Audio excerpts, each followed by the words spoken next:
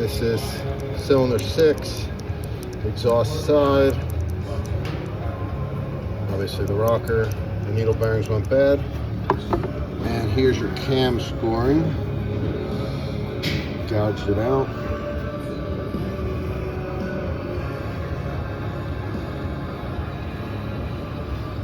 Other than that, everything's pretty clean, no leaks.